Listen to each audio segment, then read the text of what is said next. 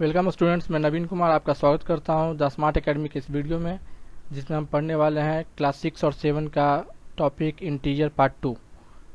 तो चलिए स्टूडेंट शुरू करते हैं। इससे पहले वाले वीडियो में हम लोग स्टूडेंट इंटीजर का ऐड सब्ट्रैक्ट पढ़ चुके हैं, कुछ क्वेश्चंस भी सॉल्व कर चुके हैं। ठीक है, तो इस वीडियो में हम लोग पढ़ेंगे इंटीजर्स का मल्टीप्लाई और डिवाइड, इससे रिलेटेड कुछ प्रॉपर्टीज़, कुछ स्पेशल क्वेश्चंस। ठीक है, तो चलिए स्टार्ट करते हैं। लेकिन मल्टीप्लाई सीखने से पहले स्टूडेंट आपको कुछ बातें पता होनी चाहिए, जैसे कि अगर हम लोग प्लस इंटीजर को एक प्लस इंटीजर से मल्टीप्लाई करेंगे, यानी कि एक पॉजिटिव इंटीजर को एक पॉजिटिव इंटीजर से मल्टीप्लाई करेंगे, तो उसका जो रिजल्ट इंटीजर होगा स्टूडेंट वो भी पॉजिटिव ही होगा। ठीक है, फॉर एग्जांपल 2 और 3 को मल्टीप्लाई करेंगे तो 6 आएगा, और 2, 3 और 6 जो है वो तीनों के तीनों पॉजिटिव है। तो उसी तरह से स्टूडेंट अगर एक निगेटिव इंटीजर को एक निगेटिव इंटीजर से मल्टीप्लाई करेंगे तो जो आंसर होगा वो एक पॉजिटिव इंटीजर होगा स्टूडेंट। ठीक है, अगर हम लोग एक निगेटिव इंटीजर को एक पॉजिटिव इंटीजर से मल्टीप्लाई करते हैं तो आंसर निगेटिव इंटीजर होगा।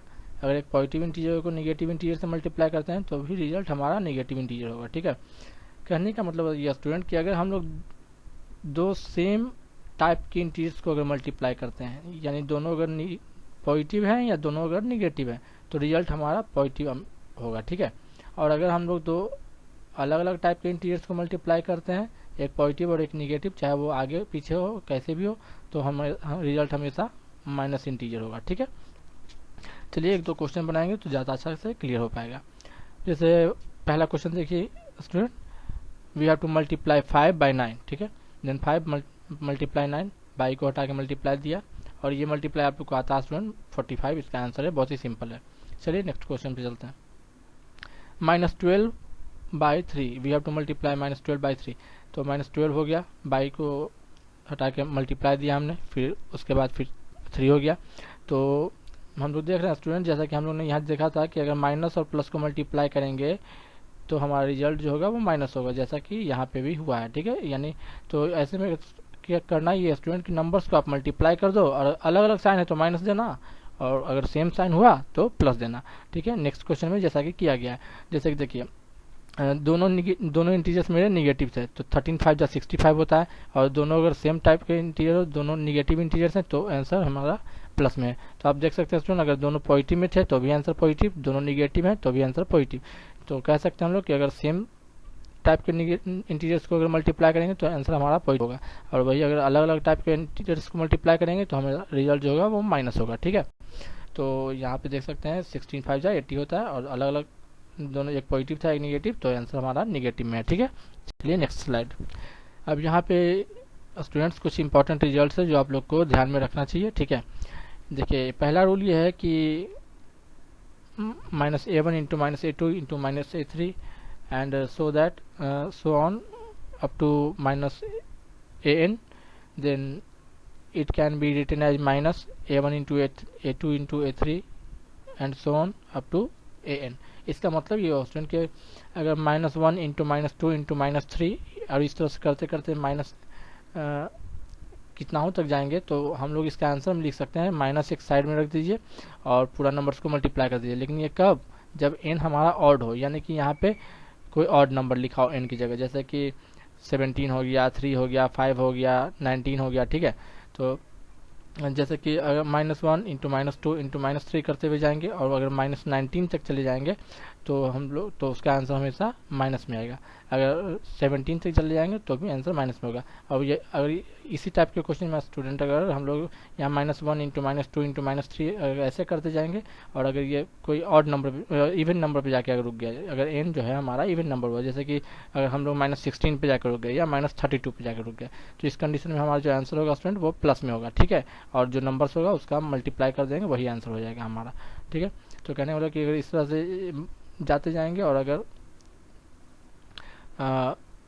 ऑड नंबर्स ऑफ टर्म रहेंगे तो माइनस में आंसर आएगा, अगर इवन नंबर ऑफ टर्म्स रहेंगे तो पॉजिटिव आंसर आएगा। ठीक है, अच्छा अगर -a into -a into minus है, अगर इसका मतलब ये हो सकता है कि अगर -1 इंटू -1 इंटू -1 अगर ऐसा है, या -2 इंटू -2 इंटू -2, इस तरह से करते करते हम लोग ऑड टाइम्स कर दिए, जैसे कि -2 इंटू -2 करते करते मैंने 5 बार लिखा, तो उसका आंसर हो जाएगा -2 to the power 5। अगर मैंने लिखा है -3 इंटू -3 ऐसे करके 17 टाइम्स, तो इसका आंसर हो जाएगा -3 to the power 17। ठीक है, उसी तरह से अगर हम लोग करते हैं कि अगर -2 इंटू इस तरह से करते करते 10 टाइम्स, तो आंसर हो जाएगा 2 to the power 10। कहने का मतलब कि अगर n की जगह यहाँ पे अगर इवन हुआ तो आंसर पॉजिटिव, अगर n की जगह निगेटिव हुआ तो आंसर निगेटिव। ठीक है, और n तो n ही रह जाएगा। जैसे अगर 16 टाइम्स है तो यहाँ 16, अगर यहाँ 17 टाइम्स है तो यहाँ 17, अगर यहाँ 6 टाइम्स है तो यहाँ 6। ठीक है, इसका कुछ क्वेश्चंस भी हम लोग देखेंगे स्टूडेंट आगे। फिलहाल के लिए पहले रूल्स देख लेते हैं। अगर -1 इंटू -1, अगर -1 इस तरह से अगर हम लोग 7 कोई ऑड नंबर ऑफ टाइम्स करेंगे, ऑड करेंगे, ऑड। ठीक है, ऑड मतलब जो 2 से ना डिवाइड हो, जैसे 17, 19, 21 इस तरह से। तो अगर हम लोग ऑड नंबर्स में करेंगे तो आंसर -1 हो जाएगा। ठीक है, और अगर इवन में करेंगे हम लोग तो उसका आंसर 1 हो जाएगा। ठीक है, चलिए एक दो क्वेश्चन इस पर कर देखते हैं, आपको ज़्यादा समझ में आएगा। जैसे कि अगर हम कहते हैं स्टूडेंट कि -1 इंटू -1 इस तरह से अगर 100 बार किया जाए तो आंसर क्या होगा। तो आप जैसा कि आप देखते हैं कि 100 तो 100 तो एक इवन नंबर है, तो इवन नंबर में आंसर क्या होता है, 1 हो जाता है, यानी इसका आंसर स्टूडेंट हमारा 1 हो जाएगा। जैसा कि इस 5 नंबर का आंसर आप देख सकते हैं यहाँ 1 है। ठीक है, अगर -1 इंटू -1 अगर 301 टाइम्स करेंगे तो 301 क्या है स्टूडेंट, ऑड नंबर है, ऑड नंबर। तो इस कंडीशन में आंसर क्या होना चाहिए, -1। तो देखिए हमारा 6 का आंसर जो है ये क्या है, हमारा -1 है। ठीक है, तो कहने का मतलब कि अगर -1 को अगर इवन नंबर ऑफ टाइम्स में मल्टीप्लाई किया जाए तो आंसर 1 हो जाएगा। ठीक है, और अगर ऑड नंबर ऑफ टाइम्स में मल्टीप्लाई किया जाए तो हमारा -1 हो जाएगा। ठीक है, उसी तरह से स्टूडेंट अगर देखेंगे फर्स्ट रूल जो था कि अगर -1 इंटू -2 इंटू -3, देखिए क्या ये लास्ट नंबर के क्या है हमारा, जब हम लोग कंजिक्यूटिव नंबर्स ले रहे थे, कंजिक्यूटिव मतलब लगातार। ठीक है, तो अगर मैंने 5 टर्म्स ऐसा लिया तो क्या हो जाएगा स्टूडेंट कि हमारा आंसर माइनस में आएगा, क्योंकि 5 क्या है, ऑड है। तो ठीक है, तो इसका आंसर देखेंगे हम लोग तो यहाँ हमारा आंसर माइनस में रहेगा। और आंसर क्या रहेगा, तो जो नंबर से इसका मल्टीप्लाई, जैसे 1 2 2, 2 3 6, 6 4 24, 24 5 120, इसका आंसर हो गया। ठीक है, तो हम लोग इसी तरह से बाकी सब आंसर को भी देख सकते हैं स्टूडेंट। ठीक है, या फिर स्टूडेंट आप एक छोटी सी बात याद रख सकते हैं जो कि बहुत ही अच्छी बात है और इम्पॉर्टेंट भी है, कि मल्टीप्लाई हो या डिवाइड हो, एक माइनस दूसरे को कैंसिल कर देता है। ठीक है, तो देखिए ये माइनस इसको कैंसिल कर देगा, ये माइनस इसको कैंसिल कर देगा, तो ये बच जाएगा कि नहीं बच जाएगा, तो वही आंसर में यहाँ पे आ गया है। ठीक है, उसी तरह से आप इसमें देखोगे तो ये माइनस इसको कैंसिल कर देगा और ये माइनस इसको कैंसिल कर देगा, तो कोई माइनस नहीं बच पाएगा, तो इसलिए सेकंड के आंसर में हमारा माइनस हमको नहीं दिखेगा। ठीक है, तो अच्छा खुश हो जाएगा, 8 टाइम्स ऐसे लिखेंगे हम लोग, तो 4 टाइम्स माइनस अलग होगा, 4 टाइम्स होगा तो सभी माइनस तो एक दूसरे को कैंसिल कर देंगे, तो इसके भी आंसर में मेरा माइनस नहीं रहेगा। तो यहाँ पे जैसा कि देख रहे हैं आंसर में मेरा माइनस नहीं है। ठीक है, अगर वही 9 टाइम्स रहेगा तो 8 टाइम्स में तो पेयर लग जाएगा, सब माइनस का एक दूसरे को कैंसिल कर देंगे, लेकिन कोई एक बच जाएगा, तो उसी तरह से हमारा इसमें माइनस रह जाएगा। ठीक है, तो देखिए इस कंडीशन में क्या होता है, 3 का आंसर देखिए 8 टाइम्स था तो -2 का पावर, यहाँ देखेंगे अगर ये 8 है, इवन है, तो इवन में क्या होता है स्टूडेंट, जो 2 को मल्टीप्लाई किया जा रहा है तो 2 लिखिए, और 8 टाइम्स है तो पावर 8 लगाइए। इसमें देखिए 2 को मल्टीप्लाई किया जा रहा है तो 2 लिख दीजिए, और 9 टाइम्स है तो 9 लिख दीजिए, लेकिन चूंकि 9 ऑड है, ऑड तो ऑड में हमेशा माइनस में आंसर होता है, तो यहाँ माइनस है। ठीक है, अब यहाँ देखेंगे इसमें कि यहाँ 4 टर्म्स है, तो यहाँ पे तो एक माइनस दूसरे को, ये इसको कैंसिल कर देगा, ये इसको कैंसिल कर देगा, तो माइनस नहीं रहेगा, केवल मल्टीप्लाई करेंगे, आंसर लिख देंगे हम लोग। ठीक है, अब चलिए कुछ स्पेशल टाइप के क्वेश्चन हम लोग सॉल्व करते हैं। जैसे कि यहाँ पे आप देख सकते हैं क्वेश्चन को, इस टाइप के क्वेश्चन आपके बुक में होते हैं और काफ़ी कंफ्यूजिंग भी होते हैं। अगर इसको तरीके से सॉल्व किया जाए तो बहुत ही जल्दी सॉल्व हो जाएंगे और हमको ज़्यादा मेहनत नहीं करनी पड़ेगी, लेकिन अगर हम जैसे लिखा हुआ वैसे सॉल्व करेंगे तो बहुत ही टाइम लग जाएगा। जैसे कि आप खुद समझ सकते हैं 62 और 12 को मल्टीप्लाई करना मुश्किल है, थोड़ा सा टाइम लगने वाला है, लेकिन हम लोग इसको थोड़ा सा अच्छे से यूज करने वाले हैं, सॉल्व करने वाले हैं। जैसे कि देखिए यहाँ भी -62, यहाँ भी -62, तो एक काम हम करते हैं, -62 को हम साइड कर लेते हैं। ठीक है, कर लिया साइड, और दोनों में मल्टीप्लाई करना है तो मल्टीप्लाई कर दिया। अब अगर हम 62 को यहाँ से साइड करेंगे स्टूडेंट, यहाँ क्या बच जाएगा, 12 बच जाएगा, तो तो ये मैंने 12 लिख दिया। अब यहाँ से मैंने क्या किया कि 62 को मैंने साइड कर दिया, तो यहाँ क्या बच जाएगा, -2 बच जाएगा, तो यहाँ -2 कर दिया। अब क्या करेंगे, -62 है तो -62 कर दिया। इन दोनों को सॉल्व करेंगे तो 12 - 2 10 हो जाएगा। अब देखिए 10 से मल्टीप्लाई करना तो आसान है, यानी -620। अगर आप इसको कैसे भी सॉल्व करोगे स्टूडेंट, आपका आंसर -620 ही आएगा। तो आप समझ रहे मैंने कैसे किया। चलिए अगले क्वेश्चन में फिर से समझाता हूँ। यहाँ देखिए, यहाँ भी -45, यहाँ भी -45, यहाँ भी -45, ठीक है। तो मैंने क्या किया, -45 को साइड कर दिया, मल्टीप्लाई को भी साइड कर दिया, ठीक है। अब यहाँ से अगर -45 को हटाएंगे तो ये 20 बच जाएगा, तो मैंने 20 लिखा। यहाँ से 45 को साइड किया तो यहाँ पे 12 बच जाएगा, मैंने +12 लिखा। अच्छा, यहाँ से मैंने -45 को हटाया तो -2 बच गया, तो -2 लिख दिया। अब -45 को उतार दिया। अब इसको सॉल्व कर देंगे हम लोग, जैसे कि इंटीजर में करते हैं, ठीक है। तो 32 और 32 में से 2 गया 30। अब देखिए 30 से भी मल्टीप्लाई करना कितना आसान है इसको, ठीक है। तो और देखिए इस माइनस को तो कोई कैंसिल करेगा नहीं, तो इसमें आंसर में माइनस रह जाएगा। इसमें भी इस माइनस को कोई कैंसिल नहीं कर पाएगा, तो ये भी माइनस रह जाएगा, ठीक है। आप समझ जाओगे। ये क्वेश्चन देखिए स्टूडेंट, ये बहुत ही इंपॉर्टेंट टाइप का क्वेश्चन है। अगर आप अच्छे से प्रैक्टिस नहीं करेंगे तो एग्जाम में अगर दिमाग से निकल गया तो गलती होने की 100% चांस, ठीक है। अब इसमें देखेंगे स्टूडेंट, आप कहेंगे यहाँ पे 265 है, यहाँ पे भी 265 है, ठीक है। तो अगर आप यहाँ पे अगर कुछ कॉमन सेंस नहीं लगाएंगे तो 265 को साइड कर देंगे तो आप कहेंगे यहाँ पे केवल 99 बच गया, यहाँ कुछ नहीं बचा। लेकिन नहीं स्टूडेंट, ऐसा नहीं करना है। देखिए ध्यान से इसको बनाना है। 265 यहाँ है, इस पहले आप इसको क्या लिख सकते हैं, इसको हम लोग 265 × 99 लिख दिया। 265 को क्या हम लोग नहीं लिख सकते, 265 × 1 बिल्कुल लिख सकते हैं, क्योंकि 1 से मल्टीप्लाई करने से कोई नंबर में कोई चेंज नहीं होता।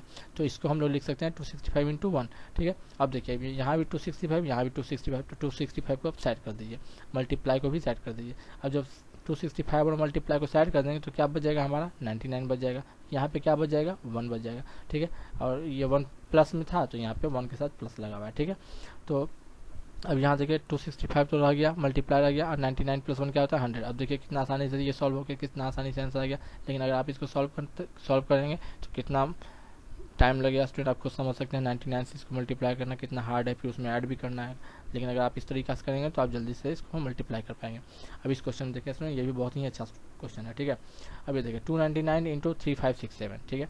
अब ये देखो, अब मैंने आपको पिछले वीडियो में बताया था क्या कि अगर ब्रैकेट के अंदर और बाहर के साइन सेम हुए तो वो रिजल्ट देते हैं प्लस में। तो ये हो जाएगा मेरा 3567। अब ध्यान दीजिए कि यहाँ भी 3567, यहाँ भी 3567, तो बिल्कुल अब ये क्वेश्चन आपको देखने में ऐसा नहीं लग रहा है, बिल्कुल ऐसा ही है, ठीक है। तो एक काम करते हैं, ये तो जैसा था वैसा ही रह गया। इसको मैं लिख सकता हूँ 3567 × 1 लिख सकता हूँ, ठीक है। तो अब क्या करते हैं हम लोग, देखिए यहाँ भी 3567, यहाँ भी 3567, तो मैंने 3567 को हटा दिया और मल्टीप्लाई को कॉमन ले लिया, ठीक है। और दोनों चीज़ को कॉमन किया। अब देखिए यहाँ से अगर आप 3567 और मल्टीप्लाई को हटा दोगे तो क्या बचेगा, 299 ही बचेगा, तो मैंने 299 लिख दिया। अब यहाँ से 3567 को हटा के मल्टीप्लाई को हटा दोगे तो आप क्या बचेगा, 1 ही बचेगा, और 1 पॉजिटिव में है तो यहाँ +1 बच जाएगा, ठीक है। तो अब देखिए ये तो जैसे था वैसे ही रह गया, और 299 + 1 क्या हो गया, 300 हो गया। अब देखिए कुछ भी है तो इसको 3 से मल्टीप्लाई करके 00 लगा देना है, ठीक है। अब अच्छा, कितने लोग होते हैं कि 300 से मल्टीप्लाई करने लगते हैं, नहीं उतना करने की जरूरत नहीं है। अगर लास्ट में 0 हो तो आराम से केवल 3 से इसको मल्टीप्लाई कीजिए, और इसमें 2 0 था तो 2 0 इसके ऊपर लगा दीजिए, ठीक है। चलिए अब हम लोग डिवाइड सीखते हैं। डिवाइड भी बहुत ही आसान है, बिल्कुल वैसे ही जैसे कि मैंने पहले बताया, डिवाइड हो चाहे मल्टीप्लाई हो, एक माइनस दूसरे को कैंसिल कर देगा, ठीक है। और जैसे कि मल्टीप्लाई में रूल था, इसमें भी रूल है स्टूडेंट। देखिए जैसे कि अगर एक पॉजिटिव इंटीजर को हम एक निगेटिव इंटीजर से डिवाइड करेंगे तो आंसर मेरा निगेटिव इंटीजर रहेगा। अगर एक निगेटिव इंटीजर को पॉजिटिव से डिवाइड करेंगे तो भी मेरा आंसर निगेटिव इंटीजर होगा। अगर हम दो निगेटिव इंटीजर्स को डिवाइड करेंगे तो मेरा रिजल्ट पॉजिटिव इंटीजर में आएगा, और अगर 2 पॉजिटिव इंटीजर को डिवाइड करेंगे तो मेरा रिजल्ट पॉजिटिव इंटीजर आएगा। कहने का मतलब कि अगर दोनों का साइन सेम हुआ तो मेरा आंसर प्लस में आएगा, अगर दोनों का साइन अलग अलग हुआ चाहे वो कैसे भी लिखे हुए हो तो आंसर हमारा माइनस में आएगा, ठीक है। चलिए क्वेश्चन पे चलते हैं। डिवाइड करना है हमको, -12 को डिवाइड करना है 3 से, तो -12 / 3। तो देखिए एक ये माइनस है, इसको कैंसिल करने के लिए कहीं और माइनस नहीं है, तो यानी कि आंसर हमारा स्टूडेंट माइनस में रहेगा, ठीक है। अगला क्वेश्चन को आप देखिए स्टूडेंट,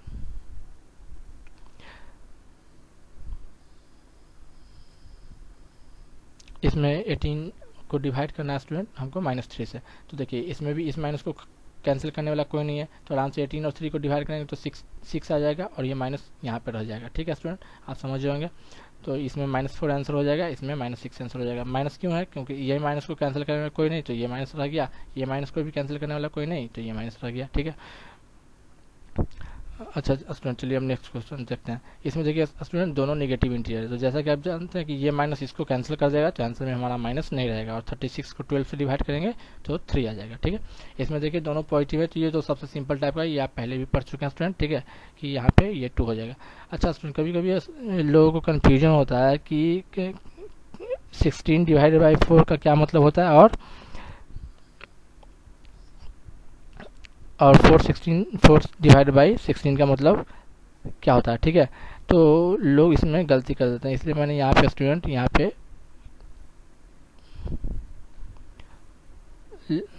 एक 2 क्वेश्चन लिए हैं स्टूडेंट, ताकि आपको मैं समझा पाऊँ। ठीक है, अब जैसे यहाँ पे देखिए, याद रखिए स्टूडेंट कि अगर ऐसे लिखा हुआ है तो हमेशा जो आगे जो लिखा रहेगा वो बीच में लिखिएगा, और जो पीछे लिखा जो इधर लिखना है। ठीक है, जैसे इसमें देखिए 4 यहाँ है तो 4 ऐसे लिखना है, और 16 को इधर लिखना है। ठीक है, आगे वाले को हमेशा बीच में लिखना चाहिए, ध्यान रखने के लिए। ठीक है, गलती नहीं होनी चाहिए। चलिए क्वेश्चन ये भी देखिए स्टूडेंट, कुछ स्पेशल टाइप के ही क्वेश्चन है। ठीक है, उसी टाइप के क्वेश्चन, जैसे यहाँ देखिए -3 to 3, यहाँ भी -3 to 3, यहाँ भी -3 to 3, तो मैंने -3 to 3 को साइड कर दिया, मल्टीप्लाई भी हर जगह है, मल्टीप्लाई को भी साइड कर दिया। यहाँ क्या बच जाएगा? 256 लिख दिया। यहाँ का क्या बच जाएगा? पॉजिटिव में 371, पॉजिटिव में 371। यहाँ क्या बच जाएगा? पॉजिटिव में 373, पॉजिटिव में 373। खुद सोचिए स्टूडेंट, कितना मुश्किल मल्टीप्लाई है कि नहीं है? अगर आप इसको मल्टीप्लाई करके सॉल्व करोगे कितना टाइम लगेगा। इसमें भी फिर मल्टीप्लाई करना है, इसमें भी मल्टीप्लाई करना है, लेकिन इस तरीके से करेंगे तो देखिए क्या होता है। ये तो जैसे था वैसे उतर गया, इन तीनों को आप ऐड करोगे तो 1000 आ जाएगा। अब 1000 बताओ मल्टीप्लाई करना कितना आसान है। 1 से मल्टीप्लाई कर देंगे तो कोई चेंजिंग नहीं होगा, -3 to 3, और 3 जीरो है तो 3 जीरो। माइनस क्यों रह गया? क्योंकि इस माइनस को कैंसिल करने के लिए कोई नहीं था। इस क्वेश्चन में देखिए स्टूडेंट, ये देखिए आराम से देखिए, दोनों निगेटिव इंटीजर है, तो आंसर तो हमारा पॉजिटिव आएगा, और 25 को 1 से डिवाइड करेंगे तो 25 आएगा। ठीक है, अब ये डिवाइड है तो रहने देते हैं इसको। ऐसे भी बोर्ड मास में पहले ब्रैकेट को सॉल्व करना होता है, तो मैंने पहले ब्रैकेट के अंदर वाले पार्ट को सॉल्व किया। इसमें भी देखेंगे, एक ये पॉजिटिव है, ये निगेटिव है, तो डिवाइड करेंगे तो आंसर हमारा निगेटिव में आएगा। ठीक है, और 25 को 1 से डिवाइड करेंगे तो 25 आएगा। ठीक है, अब देखिए यहाँ 25 को -25 से डिवाइड करना है, तो बताइए इस माइनस को कैंसिल करने वाला कोई है? कोई नहीं है, तो ये माइनस रह जाएगा, और 25 को 25 से डिवाइड करेंगे तो मेरा 1 आ जाएगा। ठीक है, अब देखिए कुछ यहाँ पे कुछ कन्फ्यूजिंग वाले क्वेश्चन होते हैं स्टूडेंट, जो बच्चों को कंफ्यूज कर देते हैं। ठीक है, तो लेकिन हम कोशिश करेंगे कि आपको कन्फ्यूजन से बचाएं। अब आप देखिए, खुद कॉमन सेंस लगाइए। यहाँ पे कोई भी नंबर था, उसको मैंने -1 से डिवाइड किया तो 36 आ गया। अब कॉमन सेंस ये लगाइए, आपकी आंसर में माइनस नहीं है, इसका मतलब इस माइनस को किसी ने कैंसिल किया होगा। अच्छा, इस माइनस को किसी ने कैंसिल किया होगा, तो यानी कि यहाँ पे वो माइनस हुआ होगा कि नहीं हुआ होगा। तो पहले तो आंसर में मेरा एक माइनस आ जाएगा। अच्छा, आप खुद सोचिए कि 1 से डिवाइड करना है तो 36 आ रहा है, तो 1 से डिवाइड करें मतलब 36 को ही मैंने 1 से डिवाइड किया होगा, तभी तो 36 आया है कि नहीं। तो इसका मतलब हम कह सकते हैं कि -36 इसका आंसर हो जाएगा। माइनस इसलिए क्योंकि इस माइनस को कैंसिल करने वाला कोई ना कोई हुआ होगा, तभी यहाँ से माइनस गायब हो गया। ठीक है, अच्छा अब स्टूडेंट यहाँ देखिए कि यहाँ पे कोई नंबर था स्टूडेंट, तो उसको जब मैंने डिवाइड किया 25 से तो 0 आ गया, तो यहाँ कौन सा नंबर हुआ? तो याद रखिए स्टूडेंट, ये याद रखने की बात है सीधा, कि जब 0 को किसी भी इंटीजर से मल्टीप्लाई करेंगे तो वो 0 आ जाएगा आंसर। ठीक है, बल्कि 0 को किसी भी नंबर से डिवाइड करेंगे, चाहे वो इंटीजर हो, फ्रैक्शन हो, चाहे कुछ भी हो स्टूडेंट, 0 को किसी भी चीज़ से डिवाइड करेंगे तो आंसर हमेशा 0 होगा। ठीक है, लेकिन याद रखिए इंटीजर को अगर 0 से डिवाइड करेंगे तो अनडिफाइंड है वो टर्म, अनडिफाइंड यानी कि उसको डिफाइन नहीं किया गया जैसे। ठीक है, तो इस तरह से आप समझिए। तो समझिए यहाँ पे अगर आंसर डिवाइड करके आंसर 0 आ रहा है, तो इसका मतलब ये है कि 0 को ही डिवाइड किया गया, ये हमेशा है सही। ठीक है, तो इसका आंसर इसका 0 है। अगर डिवाइड करके आंसर 0 आ रहा है तो यानी कि 0 को ही डिवाइड किया गया, ये आप समझिए।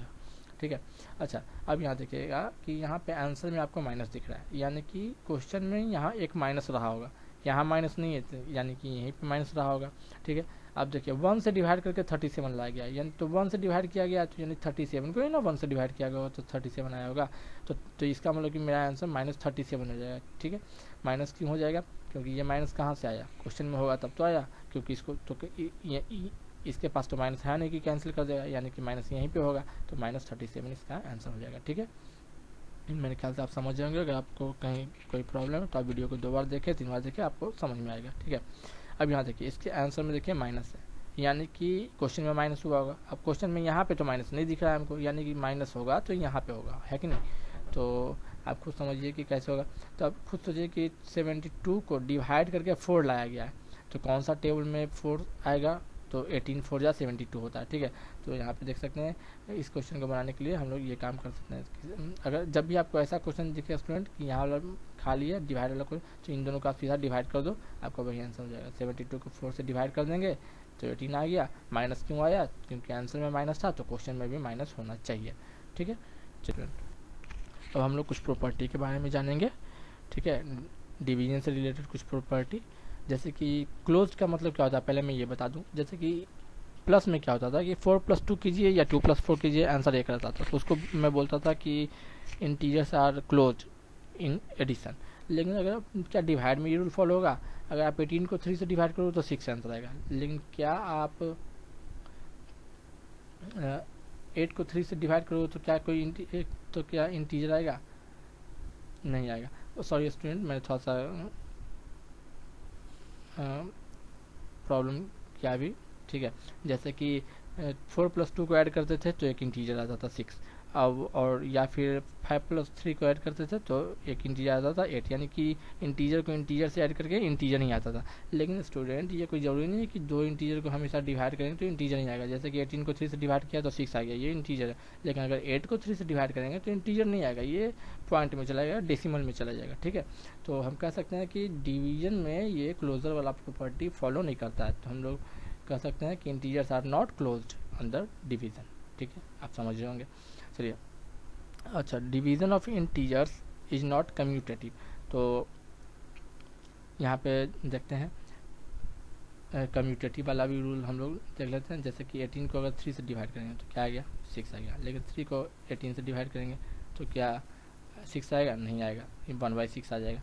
तो हम कह सकते हैं कि 18 को 3 से डिवाइड करेंगे तो जो आएगा वो इक्वल नहीं है 3 को अगर 18 से डिवाइड करेंगे तो, ठीक है। यानी कि हम लोग कह सकते हैं 18 divided by 3 is not equal to 3 divided by 18, ठीक है। जैसे कि ऐड में तो लेकिन हो जाता था 2 को 2+4 कीजिए या 4+2 कीजिए तो हो जाता था। तो integers were commutative in case of addition. लेकिन हम लोग देख सकते हैं आराम से कि डिवीजन में ये रूल फॉलो नहीं होता, तो हम लोग कह सकते हैं division of integers is not commutative. उसी तरह से एसोसिएटिव भी नहीं हो पाते हैं, क्यों, क्योंकि इंटीजर्स में क्या होता था 2+4+6 कीजिए या 2+6+4 कीजिए, आंसर एक ही होता था। लेकिन इस कंडीशन में स्टूडेंट देखिएगा कि अगर आप इन दोनों को डिवाइड करें उसके बाद फिर इससे डिवाइड करें तो आंसर आएगा -1, ठीक है। लेकिन पहले आप इन दोनों को डिवाइड करें उसके बाद फिर इसको डिवाइड कर दें तो आंसर आ जाएगा मेरा -4। तो इस तरह से हम देख सकते हैं कि आंसर दोनों केस में चेंज हो गया, ठीक है। तो हम लोग कह सकते हैं division of integers are not associative. ये सब ऑब्जेक्टिव क्वेश्चन होते हैं स्टूडेंट, आपको ट्रू फॉल्स लिखना होता है, ठीक है। तो इसलिए इसको केवल एक बार ध्यान से देखिए और समझ लीजिए। अच्छा, division dividing N integer by 1 gives the integer itself. ये भी याद रखने की बात है आप लोग, ऐसे ये तो आपको कॉमन सेंस है कि किसी भी नंबर को 1 से डिवाइड करते हैं तो वही नंबर आंसर रह जाता है, ठीक है। अगर 5 को 1 से डिवाइड करेंगे तो 5, -8 को 1 से डिवाइड करेंगे तो -8, -50 को 1 से डिवाइड करेंगे तो -50, ठीक है। उसी तरह से अगर division bye 0 is not defined, यानी कि अगर किसी चीज़ को 0 से डिवाइड करेंगे तो उसको डिफाइन नहीं किया गया। लेकिन अगर 0 को किसी नंबर से डिवाइड किया तो वो इनडिफाइंड है। जैसे कि अगर आप 0 को डिवाइड करेंगे 4 से तो आंसर 0 होगा, लेकिन अगर 4 को डिवाइड करेंगे 0 से तो ये डिफाइन नहीं किया गया, ठीक है, ये अनडिफाइंड है। तो आप ये बात याद रखेंगे स्टूडेंट। तो इस वीडियो की PDF लिंक अगर आपको चाहिए तो वो आपको हमारे फेसबुक पेज पे मिल जाएगी स्टूडेंट, और आपको हमारे फेसबुक पेज का लिंक हमारे वीडियो के डिस्क्रिप्शन बॉक्स में मिल जाएगा, ठीक है। आज के लिए बस इतना ही student. Take care, keep smiling, keep learning, have a nice day.